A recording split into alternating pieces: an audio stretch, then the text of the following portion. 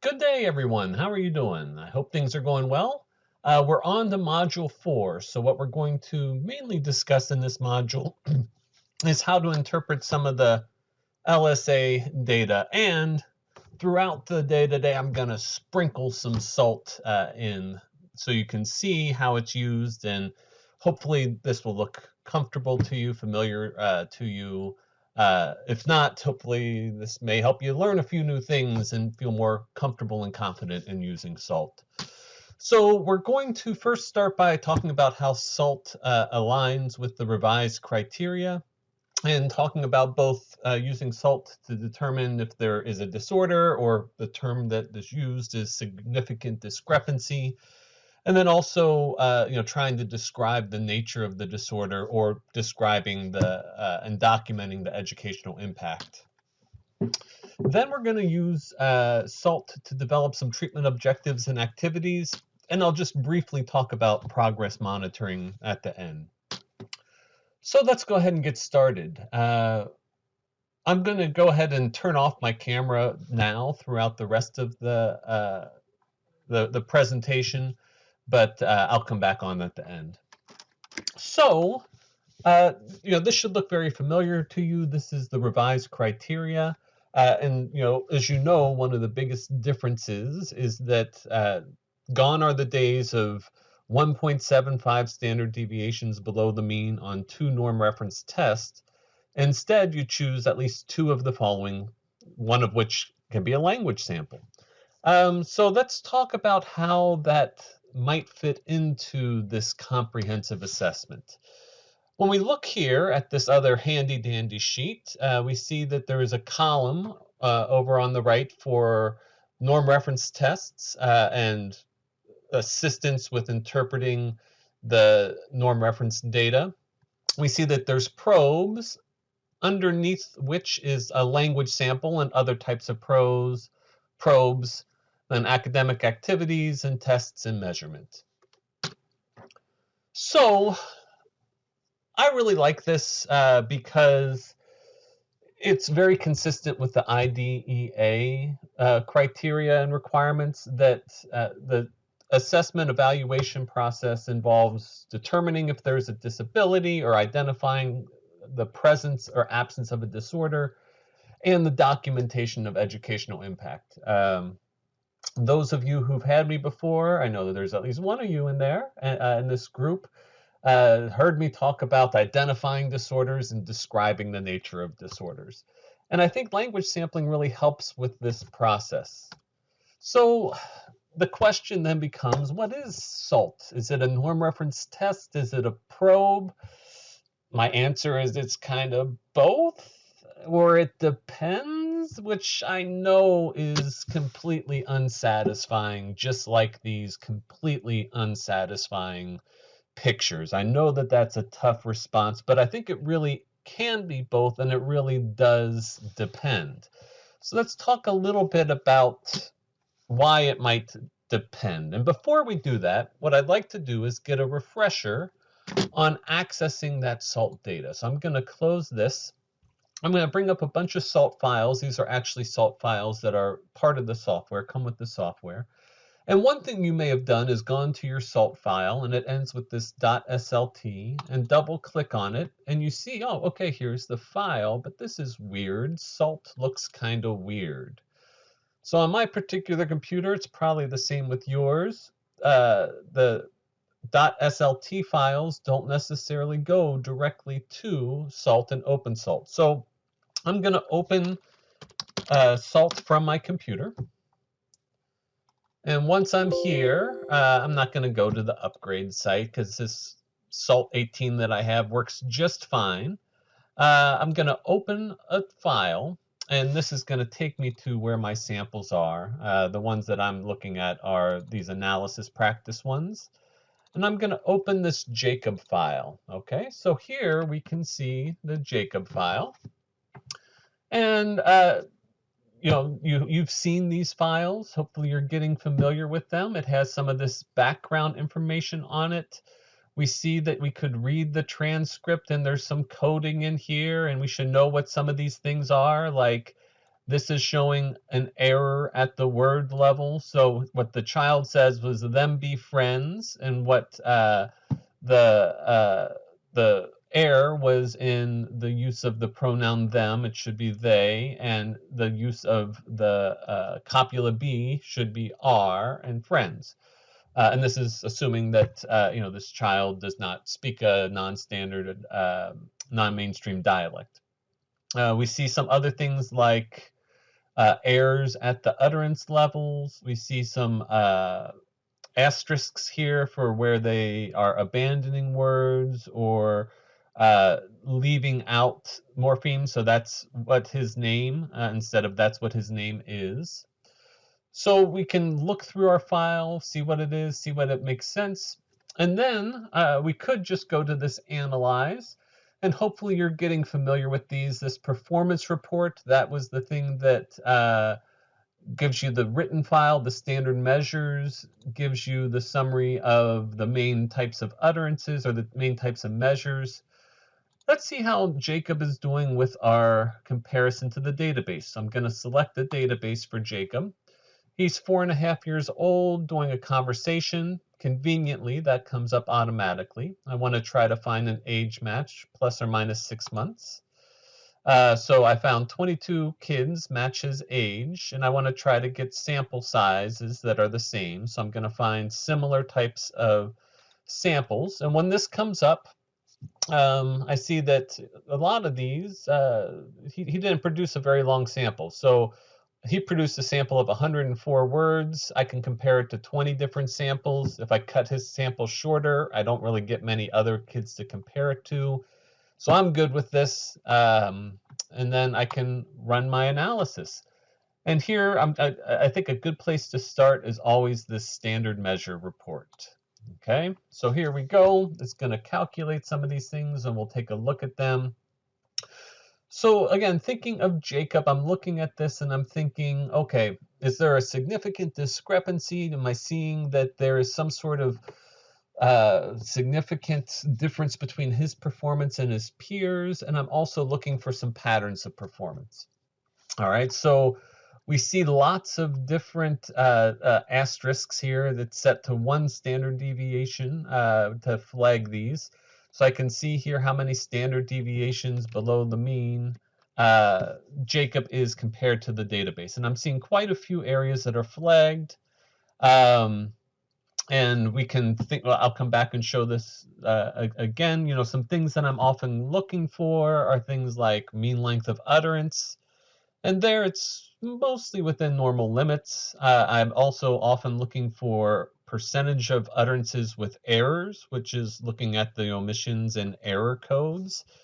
And here we see, more 1.5, 1.6 standard deviations below the mean. We see quite a few errors and omissions and some other things here as well. So we'll come back to this, but just looking through these data, I'm seeing some areas where he's having some difficulty. I'm seeing that he's producing a relatively short transcript compared to his peers. I'm seeing that he's using more errors. His MLU isn't that far off, but I'm starting to get some impressions. Okay. So getting back to our slideshow and thinking about Jacob.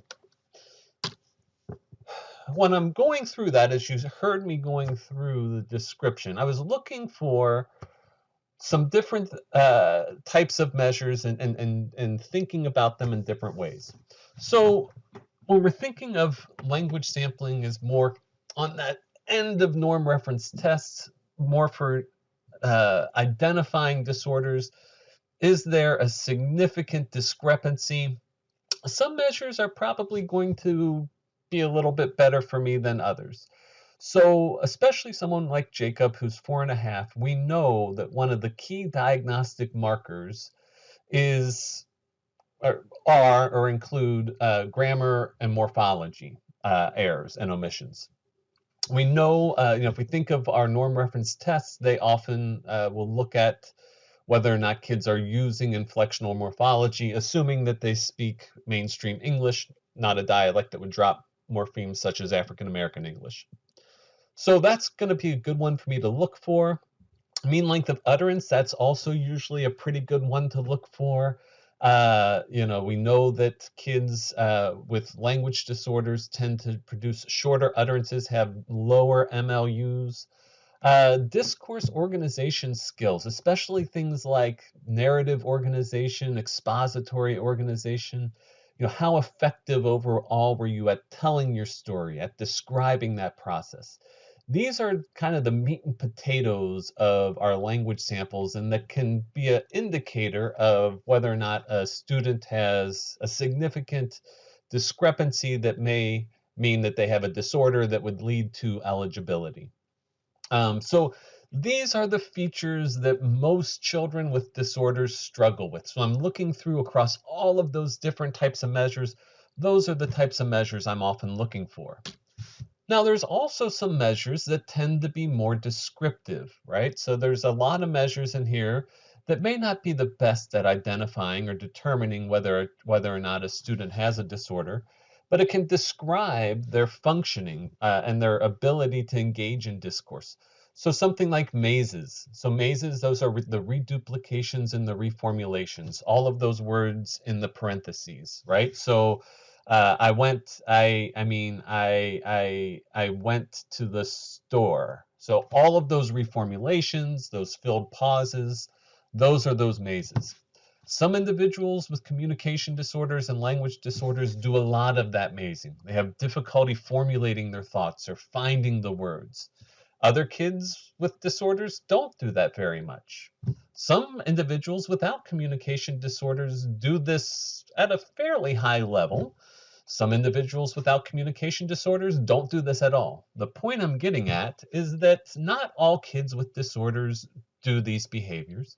Some kids without disorders do some of these behaviors. So these aren't the best types of measures for identifying a disorder, but they can provide really important information for describing the nature of disorder, describing the educational impact of a disorder, right? If we have a student who is speaking very slowly and using lots of pauses and having difficulty formulating their thoughts, that can guide us into the nature of the difficulties they're having and maybe some potential types of treatment options. So, we have these two classes of measures, the ones that are more can be used for identification and, for describing the disorders, and then some that can be used more just for that description. So when I'm making these eligibility determinations and using this language sample data, I really go into problem solving mode, right? So there's some kids that I have where I collect the language sample and there's going to be a very likely disorder, right? Maybe I'll see that they're 1.5 standard deviations or more below the mean on some of the different key measures. So like Jacob, percentage of errors, more than 1.5 standard deviations below the mean. Maybe we'll see multiple areas of difficulty. So, these key measures, we're seeing some difficulties, we're seeing low performance, and then also seeing that overall the sample just wasn't that great. They were having some difficulty communicating and conversing and describing and narrating. We see this pattern of these multiple difficulties. That's making me think this is more likely a disorder. And we also know that we can't make any decision based on one piece of data alone. So we want to see that this is something that's consistent with other reports. That maybe someone like Jacob is who's a mainstream English speaker and for whom a norm reference test is appropriate. That's a great opportunity to give a test. And if we see similar patterns or, also see low performance on that norm reference test, that's going to be a likely disorder. If we're getting a similar report from teachers and parents, it's going to very likely be a disorder. Now, we also know the most troubling ones and probably the most difficult ones with the revised criteria are those students where we're a little bit more unsure. We might see more than 1.5 standard deviations, but maybe not on some of those key measures. Jacob has a little bit of this going on. His MLU is relatively intact. Maybe, not only are we not seeing this low performance, maybe we're seeing most of it looks pretty good. We're seeing most of the areas are a standard deviation or less from the mean. And maybe we're seeing some inconsistencies. Maybe it's a student who did really poorly on norm reference testing, but did really well on this language sample. And we're also getting reports from the teacher that, maybe he has some behavior issues, but overall he's participating and performing in class pretty well. So this is where we really have to go into that problem-solving mode. There's lots of different strategies we can use. Dynamic assessments can be really helpful, getting more descriptive data and things like that. And then we have our other easy ones where there likely is no disorder, where we see most of the key measures are within normal range, few areas of difficulty, and consistency with other reports. The revised criteria, I think some of the anxiety about it is it's less objective, right? It's less based on the raw numbers, but that's the way life is. If you're at 1.75 standard deviations, that doesn't mean that you are in some completely other category than someone who's at 1.7 standard deviations. And the tests are only as accurate as the student performed on them, and as good of a match it was, and as good of administration and interpretation as we did. So I think hopefully you feel comfortable looking at the whole picture and really trying to look for these patterns of performance. Another thing that you'll want to do, same thing that we do with all our other assessment tools, is think about how confident we are in the data, right? So was the task that I administered, was it developmentally appropriate? Maybe I gave an 8-year-old a simple conversation and maybe it didn't challenge him enough. But if I gave that 8-year-old student a narrative retell and it's really, seems consistent with the types of things they do in the classroom, then I have more confidence. So if it was a developmentally appropriate task, I have more confidence. If the student was engaged and seemed to be performing in a way that's consistent with how he or she is performing in the classroom and in your therapy room, then I have more confidence in the language sample data. If I have good comparison data, right? So if we have our databases that are really nice, but they're not complete, but if I have a sample where I have good comparison data, where I have students who are similar age or similar grade, and those students have similar characteristics, then I have good confidence in the language sample data. There's also going to be situations where we have less confidence, right? So just the flip side, maybe we have a student who is new to school. That was an example that came in. Maybe we have a student who is bilingual or a non-native English speaker. And maybe the student isn't represented well in the comparison sample. Maybe the elicitation task, we don't have good comparison data, or, it wasn't necessarily the best option. These are things where we can interpret the data, but we have to interpret it with caution and in the bigger picture. Also, we don't want any one source of data. If we see discrepancy in performance across tasks, we want to either be able to explain that or do more digging to figure out the truth, right? So possibly you have a student who bombs a norm reference test, but they do pretty well on your language sample. And maybe that student, as you do more digging and thinking, maybe there's a reason why they didn't do as well on that norm reference test. Maybe they're not familiar with those standardized test taking types of situations. So maybe in that case, the language sample data is a more accurate representation of where they are. So that's hopefully enough to get you going on thinking of how do we use these data to identify those disorders. I also want to talk a bit about how we use these language sample data to describe that educational impact. And so I'm not going to go into Common Core and Wisconsin academic standards. We talked a little bit about this earlier on, but hopefully it's become clear of our position that the types of tasks that we're having you do with your students, having conversations, telling stories, describing processes, these are things that they need to be doing in their day-to-day lives. They need to be telling and understanding fictional stories. They need to be able to relate past events. They need to be able to persuade others. And if you want documentation of the linking of these between the different elicitation contexts and the standards, we have that. But just we can think about how if you're in circle time in kindergarten, you need to be able to comprehend and discuss and describe stories. If you're in third grade biology class or science class, you need to be able to describe things. These are the day-to-day skills that students need to have success with their academics and with their peers and with their teachers. So what's the deal with all the measures, right? So if we go back to Jacob, we have all of these measures that we have to go through. And why do we have all of these different measures? And why are there 3 different types of MLU and 4 different types of semantics?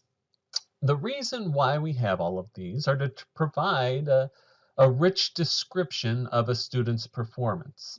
So what I want to do now, one of my goals is to empower us to think about where we can find these data. And when you do your practice for the week,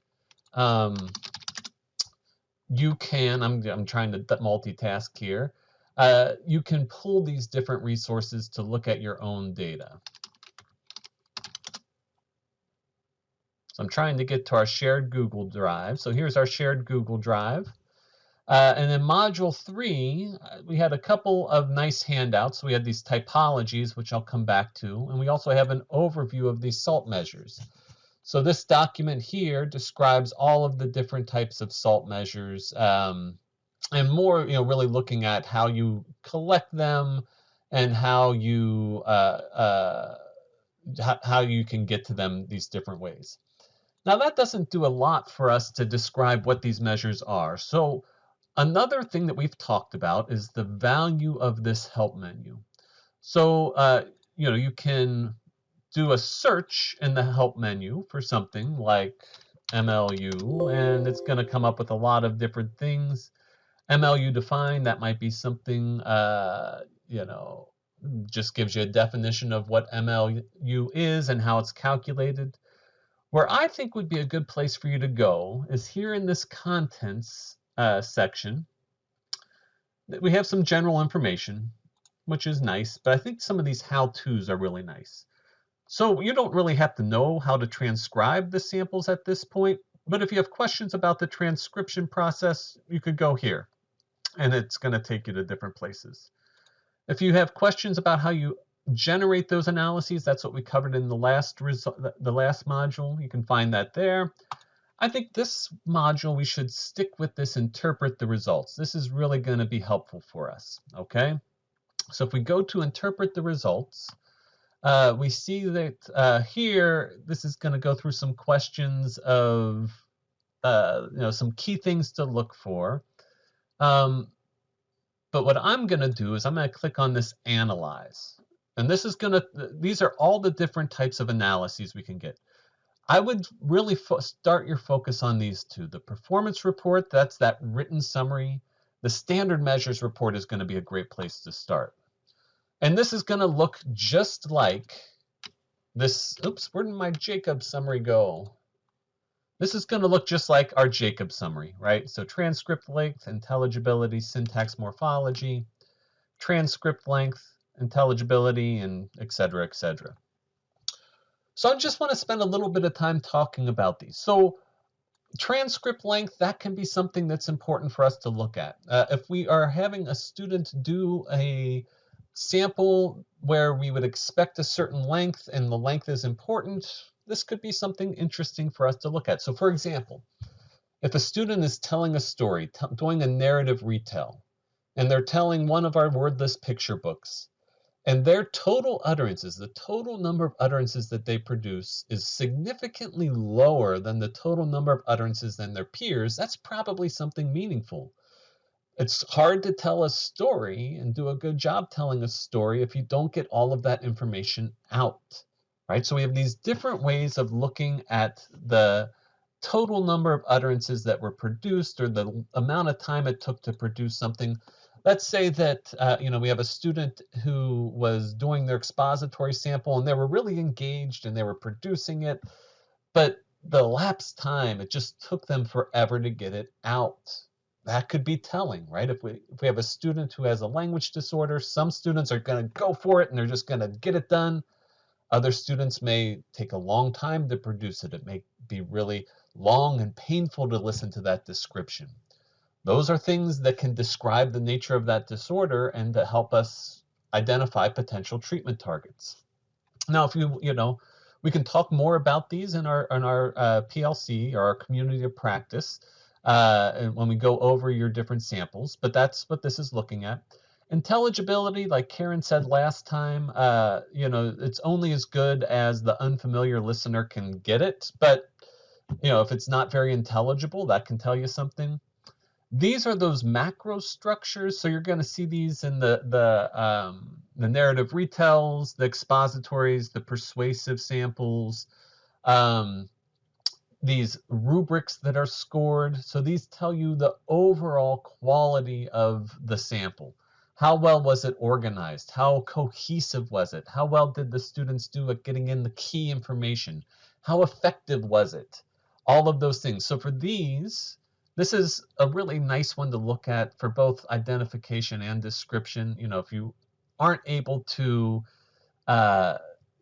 include the major plot and theme of a story, that's going to be a major issue that we want to know about. If you're trying to persuade someone of something and you can't take their perspective or see alternate points of view, that's a really insightful thing for us to look at.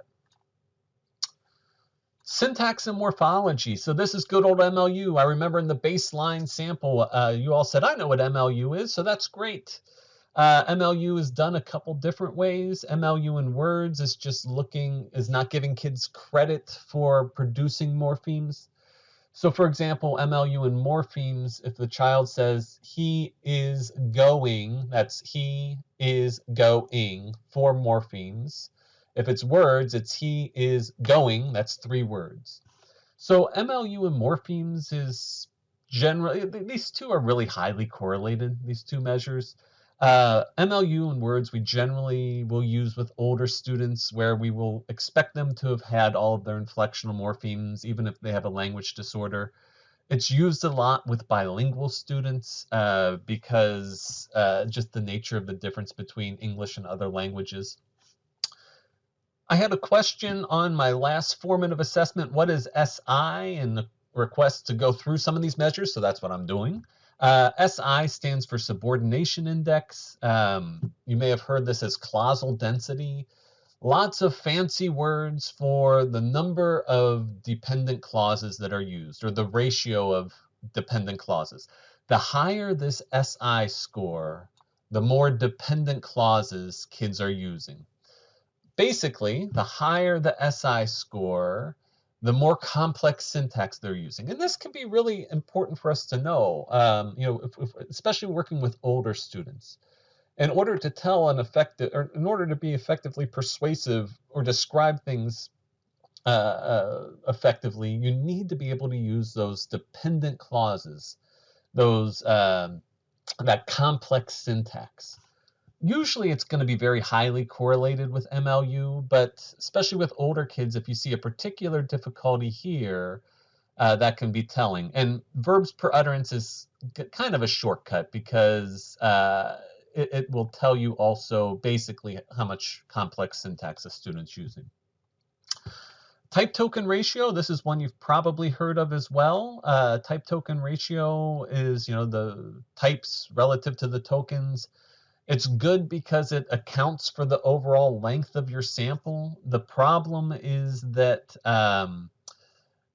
kids with longer, more complex language, just for some mathematical reasons, are penalized. So, if you see everything else looks normal and you just see a problem with type token ratio, I'd probably be a little skeptical of that. Number of total words or number of different words, that's usually going to be a more pure estimate of the diversity of language, of vocabulary that a student's using. This new one, moving average type token ratio, it has some math in there that is basically trying to control for some of these problems. So when I'm looking at semantics, if I'm looking, for example, at a student's narrative retell, I might want to look at, what's the difference between the database for total words and different words. And if I see that their different words are quite low, then I may, have some concerns that they're not producing all of the words they need to produce to get the story out. If I'm looking across all of these and I want to get kind of a pure lexical diversity measure, I'll look at something like this moving average type token ratio. We have some different discourse measures here. So, some of these they're not going to be used for narratives, expositories, and persuasions, but how much is the student responding to your questions? Are they taking turns appropriately, or is there overlapping speech? These are pretty self-explanatory. Verbal facility, how well can you get that message out? So, is a student able to get the message out fluently and without a lot of pauses or downtime? That can be important for us to know. I described a couple scenarios above with that. A very useful descriptive measure is this percentage of maze words. So what's the percentage of words that are reduplications and reformulations relative to all the words that were produced? This is probably going to be one of your more useful measures here. And now getting down to the final one, utterances with errors. This is also going to be a pretty telling one.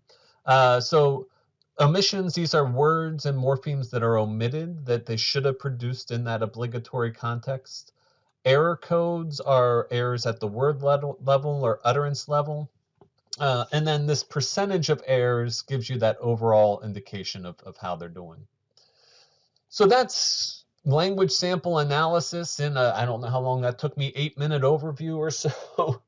Hopefully that makes some sense. Hopefully you can go through your measures and look at this.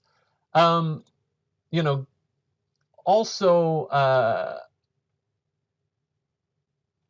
when you find some of those difficulties, then it can be good to look in more detail, right? So, if we're seeing that they're having some, doing a lot of mazes, we might look at the maze summary, right, to get a more detailed description of some of the difficulties they're having, and to get some lists of some of the things they're doing, so we can get some examples. So that's why all the measures. And the reason why we have these is because we know there's significant and substantial heterogeneity in language disorders, all of our communication disorders. There's not one single profile of a child with a language disorder or a child with autism or a child with intellectual disability. There's significant heterogeneity or variability across these different individuals, different needs that need an individualized educational program, right? So that's what we're trying to do, is figure out this student's individual profile. One of the other handy tools that we have in our OneDrive folder was this SALT typologies list. So this would be something good for you to save and print out, or just keep in your file, or just know where it is in our shared drive. And with this, we can see this is clinician generated categories. These aren't these aren't scientifically based categories. These are just different patterns that clinicians have found. And you see how you might have, for example, a student who has some pragmatic or discourse difficulties, right? So these are just some different patterns to look for. It's not official diagnostic category, but if you see a student who's doing short turns and not responding to questions and not being contingent in their production of utterances, if they're having referencing problems and problems with topic maintenance, problems with narrative structure. These are those classic things that we see with pragmatic difficulties with language disorders and other communication disorders. and things that we can describe with our language sample data. So let's take a sample number 2, an example number 2. Let's look at Stephen. So I'm going to pull up, I'm going to get rid of this help menu. Oops. Hopefully I know how to use my computer. There we go. So now let's look for Stephen. So I'm going to pull up Stephen here, and we have his sample, and I'm going to compare him to a database. So I'm going to, conveniently, everything's here for me. He's 15, so I'm going to match him plus or minus 6 months. Actually, what I'll do for fun is I'll match him compared to other 9th graders. So he's in 9th grade. I want to compare him to other 9th graders. And I found lots of samples with using all of his words. I still have 71 comparison samples. That works for me. So now we are going to generate, and maybe, maybe I want to use something more stringent. Actually, I'll say 1.25. I'm going to say, I want you to flag things that are 1.25 standard deviations for me. And I'm going to do the standard measures report. And this is where we can go get our cup of coffee or just sit and wait, or we're not going to check our email or anything like that, because that's going to be too distracting for us. We're just going to sit here and wait for Stephen to come through. Or maybe we should check our email real quick. It's a little hung up, but it will come through here for us. There we go. Okay. So we can look at some of the difficulties that Stephen is having. So we don't see a lot of things flagged. I'm going to look for some of those key types of measures that we're often interested in. This sample this was an expository sample. It's a little bit shorter than his peers. So he had 27 utterances. On average, his peers had close to 60, but there's a lot of variation. The standard deviation is quite large. But still getting pretty close to the lower end of things. Overall, his expository structure isn't that far off. The database on average is 35. He's at 29, so about 1 standard deviation below the mean. MLU and subordination index, these are actually relative strengths, right? We see that actually he's 1 standard deviation above the mean in his use of complex syntax. Let's go down and look at some of these different areas of difficulty. So words per minute is 3 standard deviations below the mean. Pauses is 7 to 10 standard deviations above the mean, right? So he's pausing a lot, speaking slowly. He's mazing quite a bit, so 2 standard deviations above the mean. So 18% of his words are in mazes versus 8% of the population. The errors, he's a fair amount higher, so we're seeing this be fairly high, especially the number of omissions. So seeing this, I may say, okay, well, let me go more into this verbal facility. So maybe I want to go into this rate and pause summary and really get more detail about some of the difficulties that he's having, where that breakdown is. Okay. So Stephen, he's 15. The likelihood of him being a new referral is probably low. He's probably been in receiving services for quite some time. Possibly this is opening up the conversation to a potential discharge where, we see some definite strengths. Possibly this is opening up a conversation with a teacher and a parent. Are you seeing similar types of things where, it's really difficult for him to get his message out efficiently? Most often when we open up those conversations, the answer is, oh my gosh, yes, that is it exactly, right? So if we are confident that Stephen continues to have a language disorder or, some sort of communication disorder, we are seeing where some of the breakdown is on this meaningful functional task and can lead us to meaningful functional treatment objectives. So speaking of that, I just want to talk a little bit about goal development. So when we're trying to develop our goals, when I approach this with these language sample data, I'm looking for areas of relative difficulty, right? Are there particular measures that are sticking out as being difficult? When I read, and then when I read the transcript, is that coming through?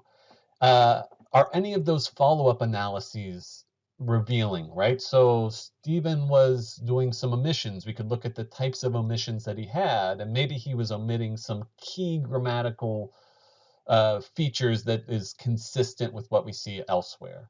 Maybe, looking at the types of pauses that he has, that's going to be telling, yes, that's really where he's struggling. And is this consistent with other types of difficulties that are observed? Another thing we're always trying to do, since we're our strengths based, are there any strengths that we can draw on? With Stephen, we saw, really strong use of complex syntax. Seems to have good structural use of that language relative to his peers. Can we draw on some of those strengths? Draw on his ability to, really explain things well, and try to, really rally on that strength and try to get him to get those points across more efficiently. And then also, if a lot of times when we get these samples and when we get these results, we'll see just a laundry list of difficulty across the board. Then we can really think about, which of these different aspects is having the greatest impact on our students' day-to-day life? Which of these is having the greatest educational impact, right? So, if we have a student who's low across the board, we're having them tell a story and they have no real concept of a plot. That's going to be a pretty significant problem in their school lives. So that would be a meaningful place to start.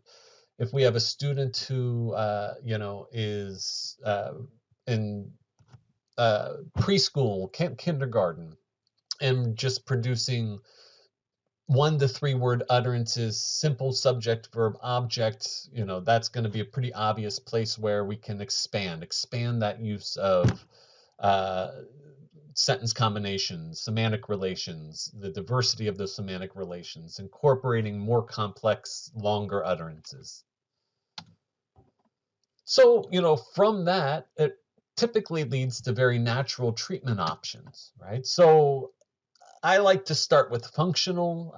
So looking at those broad skills, those broad discourse organization skills, those are going to be a lot of bang for our buck, and are going to have a more immediate impact on the student's life.